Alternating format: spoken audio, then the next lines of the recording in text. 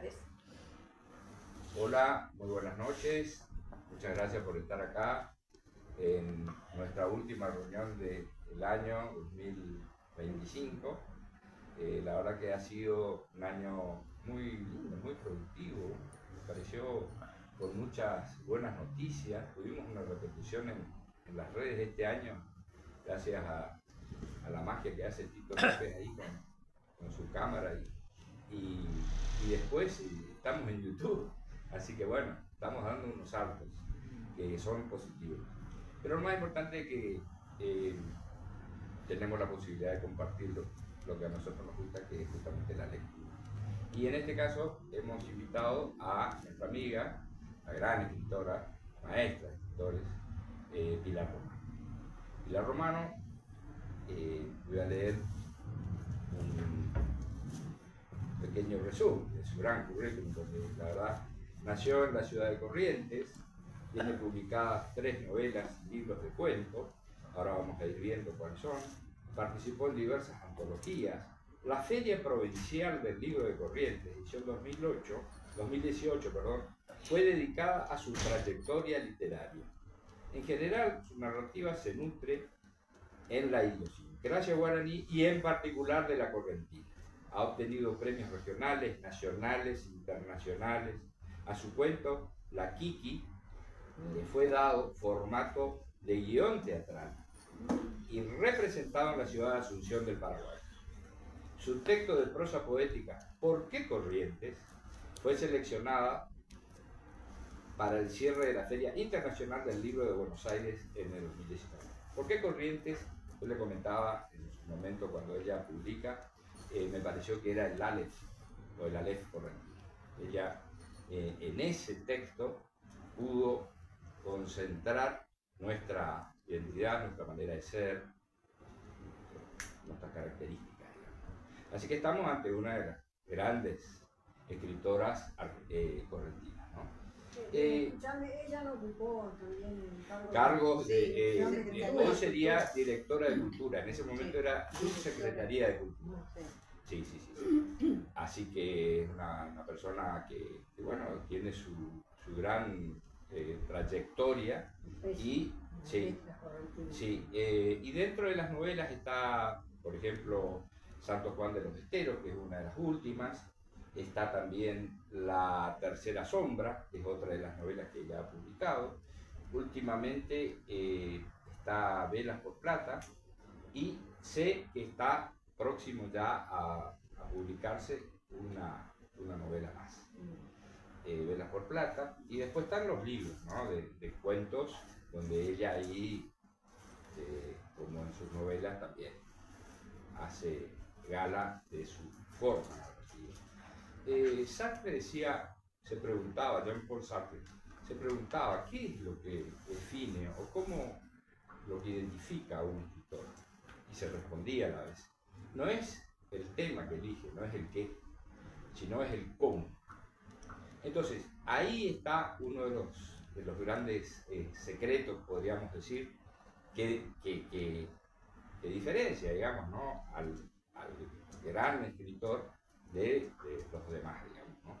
En este caso, Pilar pertenece a ese grupo encumbrado que están Tiramari, Olverá, Caro, Meneca, y bueno, están podemos nosotros mostrar las escritoras correctivas.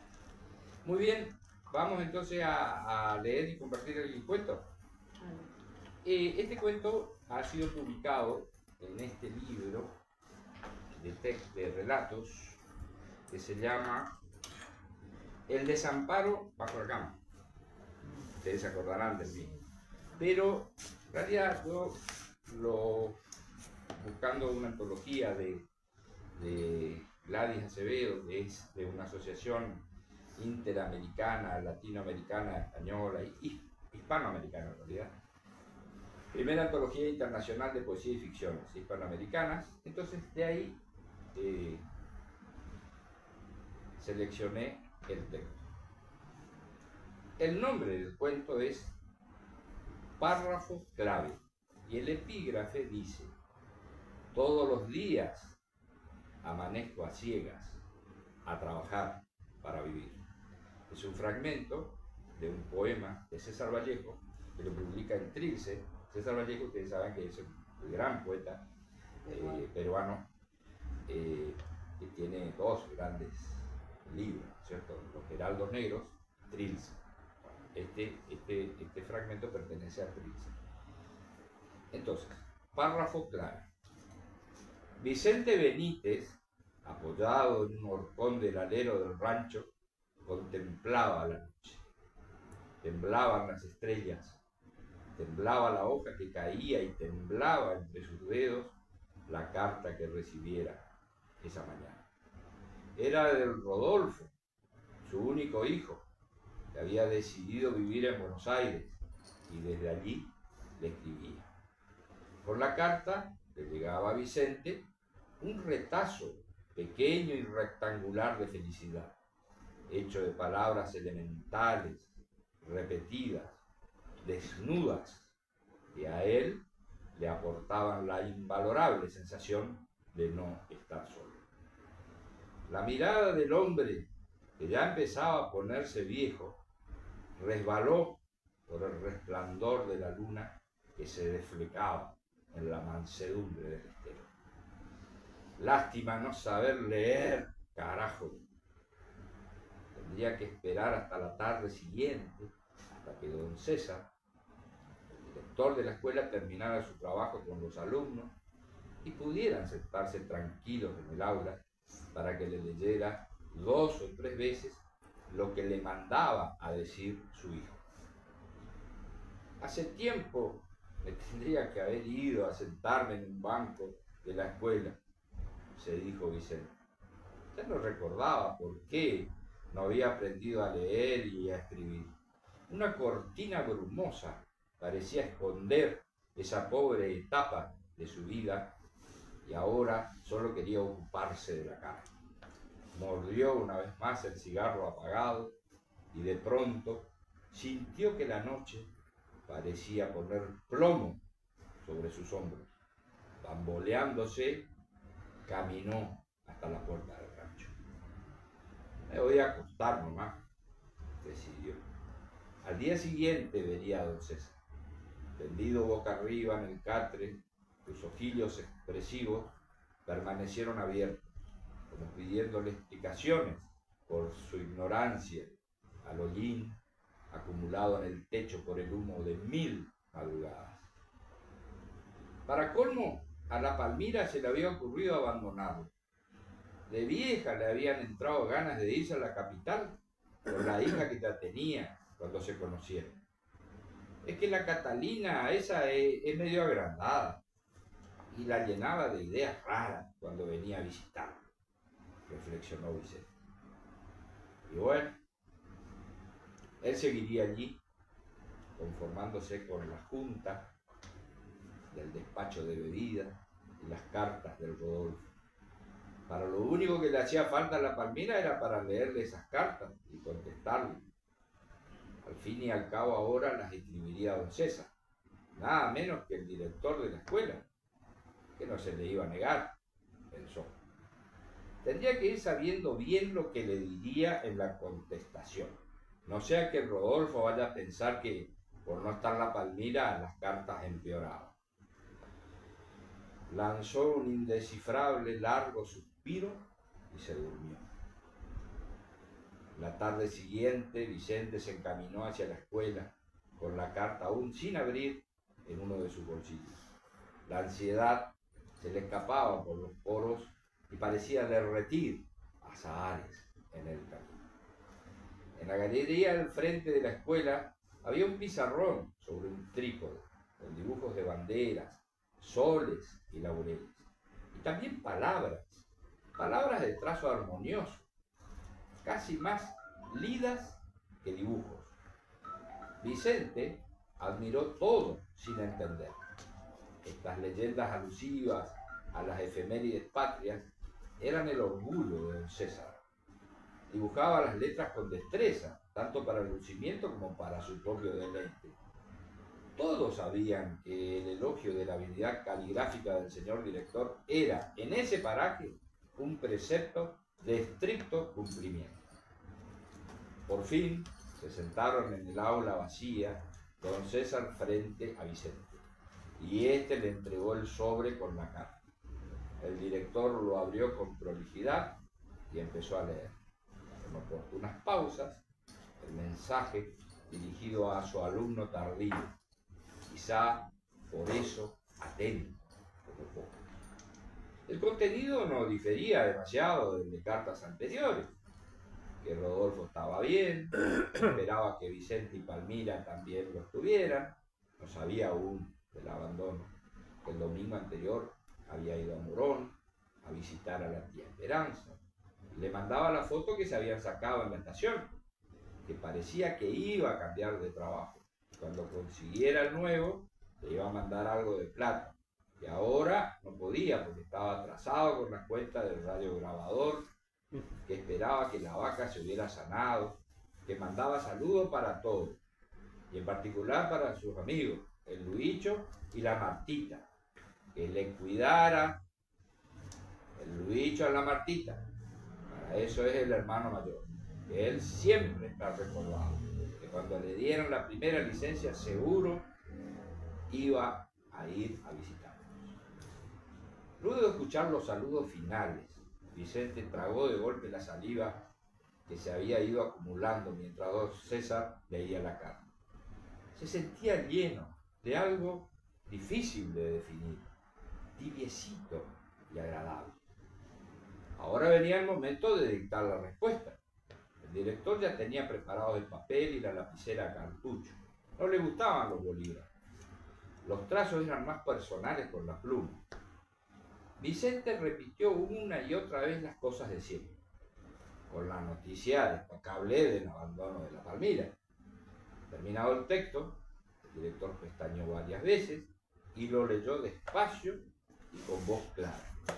Vicente se esmeraba en analizar si todo estaba bien, mientras miraba, sin ver, el aleteo estéril de un insecto contra el farol que había sido necesario encender. Al terminar la lectura, Vicente tuvo la sensación de que el mensaje estaba incompleto. Intuía algo así como una falta de estilo con respecto a las cartas que solía escribir la Palmira. Léeme otra vez, le pidió a don César, con ese tuteo involuntario que no dejaba de lado el respeto. Con interminable paciencia docente, el director releyó sus prolijos trazos, esta vez con más lentitud, solazándose en su inmejorable caligrafía, deteniéndose al final de cada párrafo y levantando la vista para observar a su mandante. El rostro de este denotaba satisfacción hasta la frase final. Momento en el que a Vicente se le pintaba una expresión de duda, de ligera desaprobación. Había algo que la Palmira solía escribir y lo completaba todo. De pronto, la mirada de Vicente se iluminó. Había encontrado lo que faltaba, el párrafo clave. Luego de dar un chasquido con la lengua, ordenó al director: poneme al final, perdoname la letra.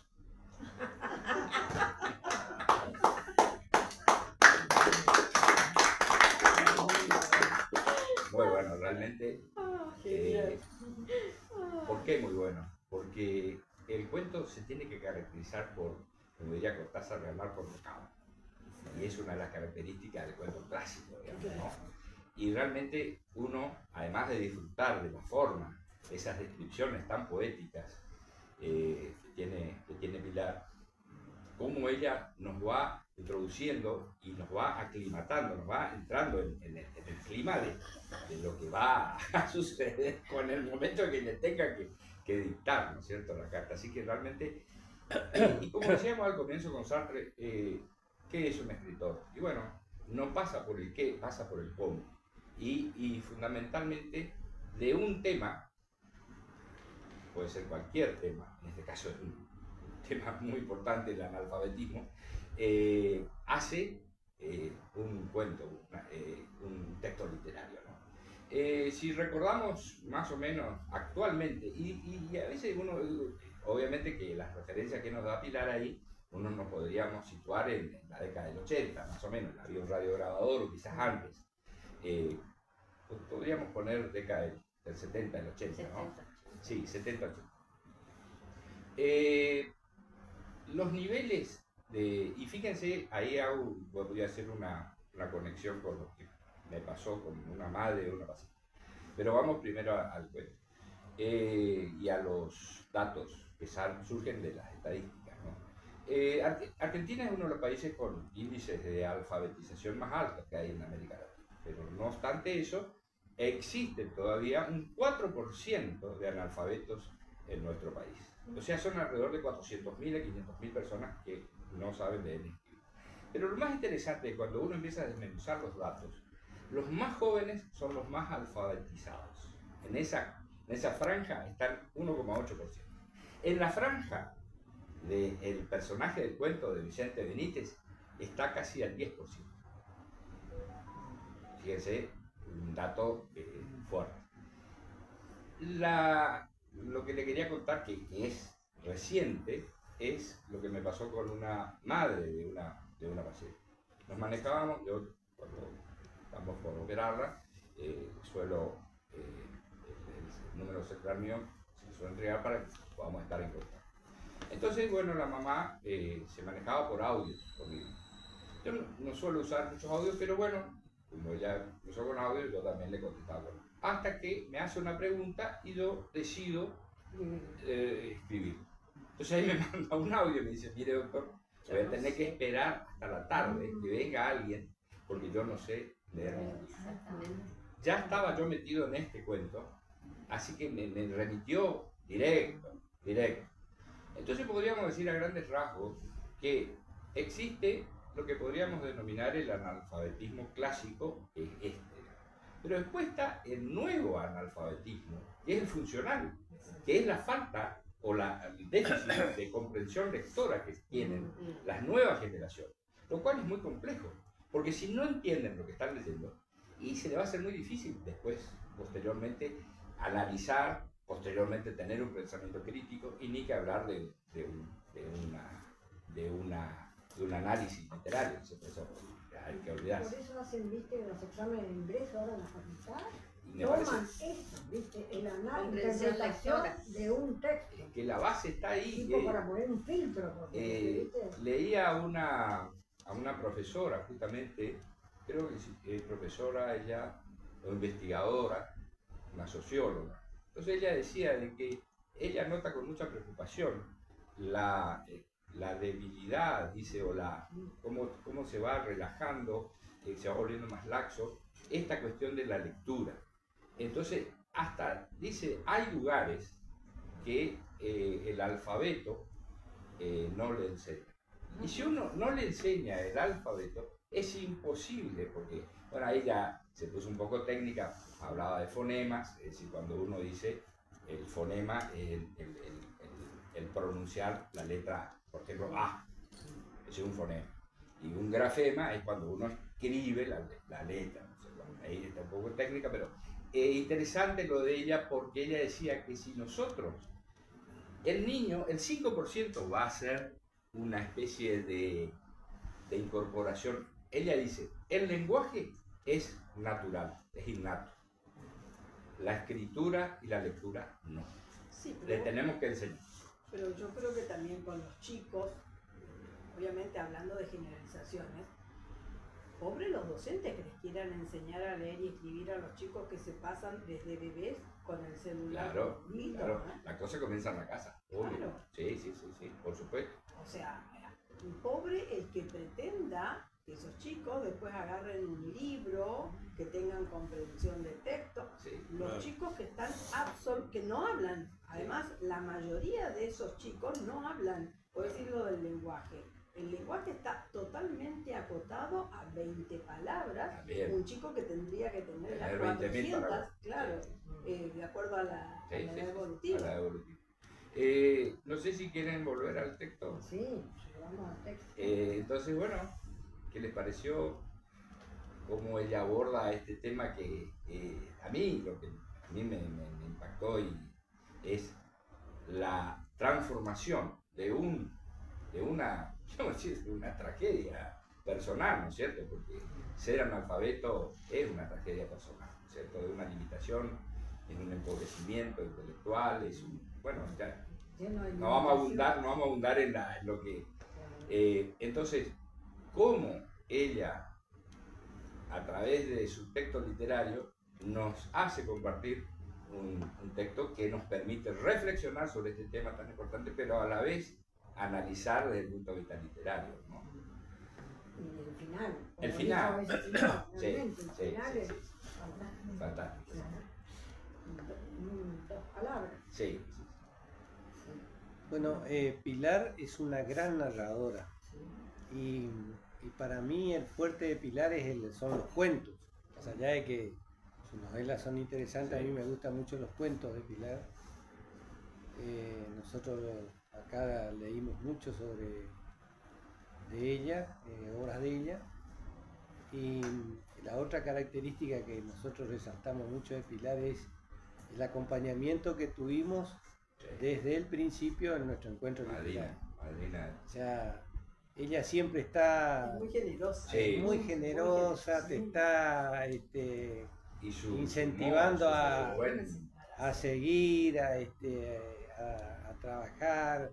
Y en el caso mío, en el caso particular, también desde que nos conocimos, ella insistía en que, bueno, que le metieran esto de la poesía y demás. Es una gran poeta, escribe unos poemas hermosos, pero se dedica a la narrativa, digamos, por ahí esporádicamente, pero deja traslucir. Es muy prosa, buena escribiendo poesía. En su prosa los recursos literarios y la otra cosa que poesía, yo me gustaría resaltar es que es una gran conocedora de la gramática. O sea, ella escribe respetando las leyes de la gramática que hoy es bastante difícil ver. Con las palabras, hay una palabra que se llama lida. Les cuento una cosa, me fui a buscarla por supuesto en toda la parte tengo un diccionario que es el diccionario esencial del español y no estaba esa palabra. Lida, que tiene varias acepciones, ¿viste? En este caso yo creo que se refiere ella cuando dice eran más bien lidas, no dibujos, como trazos. Sí, cuando habla del pizarrón. Ajá, sí. Eran más bien lidas, surcos, líneas, ¿no? Pues tiene varias acepciones esa palabra. Así que fíjense, corroborando lo que dice Tito, ¿no? Tiene manejo del vocabulario, de la gramática. Yo pensé que dijiste líneas. No, lidas. Sí. Parecían más bien lidas que dibujos. Así que realmente un cuentazo. Creo que... Y porque además le da un remate de humor. Absolutamente. Absoluto. Sí, a un tema dramático. A un tema dramático, sí, por supuesto. Esa es la otra cuestión tan interesante. ¿Cómo resolver? ¿Cómo resolves ese cuento? Bueno, ya lo resuelve de la mejor manera. ¿Cómo se llama? Párrafo clave. El párrafo que faltaba. Claro. Sí. No. Mientras que estaba la mujer, bueno, él venía zafando, ¿no? Pero se le fue la olla y empezó su problema. Qué bueno eso ahí. Perdóname. Está muy bueno, está muy bueno. Está muy bueno. Yo lo que veo que ella describe las costumbres del lugar también. Perfecto. El miedo del padre que el hijo se va a Buenos Aires, abandona la zona que conoce, y la tristeza de él al no poder leer las cartas de su hijo. Absolutamente, sí. Una gran realidad que creo que se ha incrementado. Tal cual. Sí. En los últimos años, sobre todo en nuestras provincias. Las personas que no saben leer. Sí, sobre todo en nuestras provincias. Porque sigue ese desgranamiento. Pero... Nosotros creemos de que Buenos Aires sigue siendo ese gran imán, quizás no tanto como en otras épocas, pero Pero sigue. Buenos Aires, y ahora se agregan otros países del mundo porque ya se van para el mundo los jóvenes. Yo observé algo. En el interior, el maestro se ocupa que el chico aprenda. Y yo he visto, me ha pasado a mí con mi hijastro, que yo lo guiaba porque las maestras cambiaban, es decir, faltaban mucho, venía la suplente, no les enseñaban. Y era un buen colegio donde iba, un colegio público, pero bueno. Y después me tenía que poner yo a enseñarle, porque él no había aprendido nada durante el año, porque cambiaban las maestras y no se ocupaban mucho. En cambio, en el interior, la maestra se ocupa que el chico aprenda. Eso es lo que yo vengo observando. Muy bien. Sí. Bueno, con respecto al analfabetismo, creo que se intentaron planes de alfabetización. El tema es que, bueno, los resultados, ¿no es cierto? Ver hasta qué punto, porque es un tema complejo. El tema del analfabetismo, digamos que es un tema complejo. ¿Por qué es complejo? Y bueno, porque estas personas están en lugares alejados, fíjense, él está en un paraje, si bien hay una escuela. O sea, no podemos decir, no, pero ¿cómo? ¿De qué me hablas? Si está en una escuela. Bueno, pero de todas maneras, otra de las causas suele ser a veces la carencia económica. Entonces, a veces eso hace que se dificulte el acceso a la instrucción también. O sea, no deja de ser más allá de general del sistema educativo. Agregado a eso. Porque además tampoco hay por parte del Estado hoy. Yo creo que esas estadísticas que vos decías... no son muy actuales. Claro. Hoy están más. Exacto.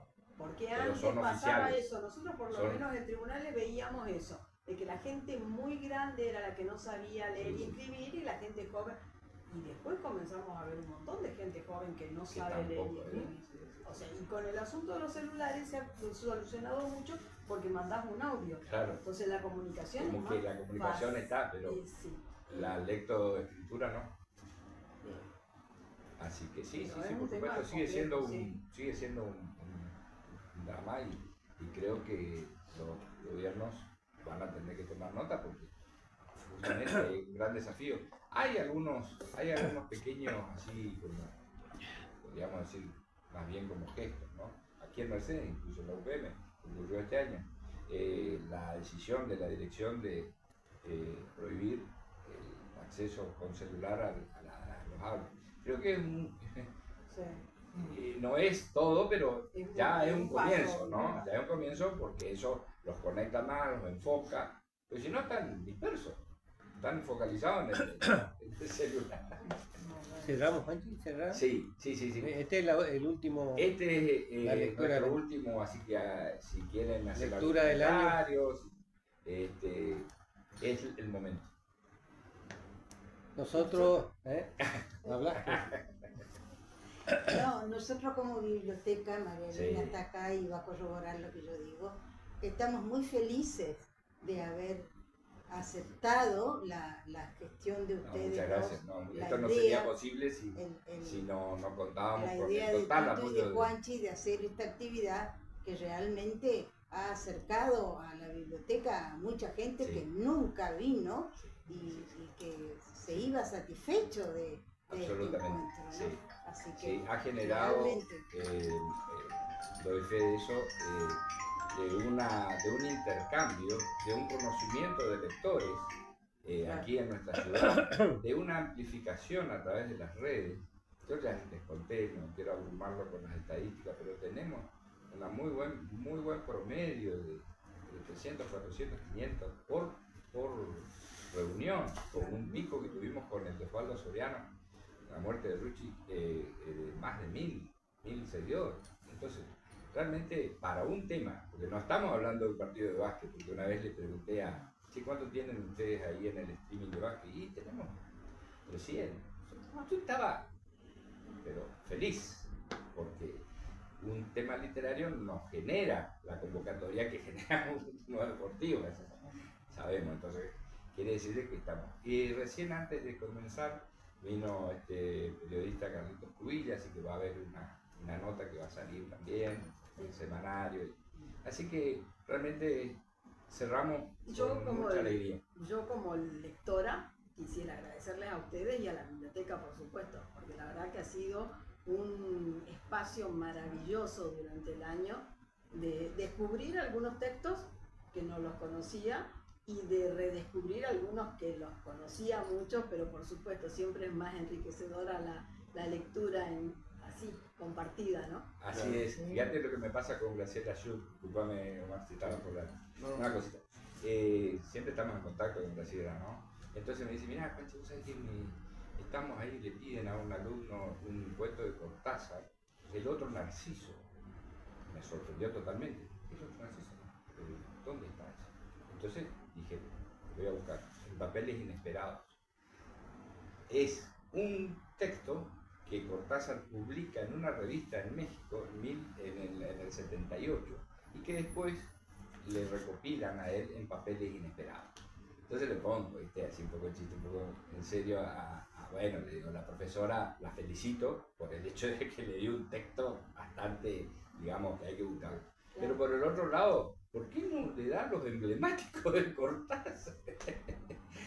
Así que estoy te amplía el horizonte de lectura, ¿no? Por supuesto. Bueno, yo por ejemplo, la última, creo que fue la de Walsh.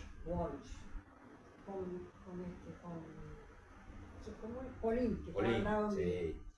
Y bueno, las dos dijimos lo mismo. Yo no lo leí porque tenía ese plurito, ¿viste? De Claro, dónde sí. venía. Y realmente descubrí que, ¿viste? Sí, me puse a buscarlo, a leerlo. Fantástico. Y lo voy a leer más en profundidad porque me encantó. Es muy enriquecedor entre nosotros el intercambio, ¿no es cierto? Porque muchos cuentos, me acuerdo la experiencia de Charo el año pasado, me decía, che, vamos a incorporar también las escritoras. Creo que pudimos hacerlo, así que cerramos, de hecho, este año, además de leer varias escritoras, ¿no? Y con la satisfacción, la literatura argentina siempre ha tenido su lugar, su nivel, y a mí me da mucho orgullo que hoy las jóvenes generaciones de escritoras, estoy hablando de Mariana Enríquez, de Cabezón Cámara, que recibió el premio ahora de Booker Prize en Nueva York, estuvo acá en Mercedes con nosotros compartiendo una edición de entonces la verdad que es muy gratificante. El nuestro encuentro. El nuestro encuentro. Fue muy bueno, sí, me acuerdo. Bueno. Hizo un taller. Sí, el día domingo. Hizo un taller. Sí, así que... Y bueno, este otro de Chaco también. ¿Estás de acuerdo con lo que bien. Sí, El del Chaco, el que ganó el premio Mariano miró. Fue. Bueno, Mariano estuvo más una vez en la literaria, ¿no? No, una vez y ahora lo invité. ¿Te acordás que hablamos? Hablé, pero no podía venir, por eso no. Y bueno, el año que viene probablemente. La que debería estar en nuestro radar es Selva Almada, por ejemplo. Sí. Deberíamos el año que viene hacer las gestiones pertinentes para ver, porque ya estamos empezando como ocurre siempre, ¿no? Con la relación con el nuevo director de Sabemos quién va a ser, Rodrigo Cañete. Así que le mandamos una felicitación de cultura. Deja acá. Sí, acá. Así que... ¿Y cuándo comenzamos?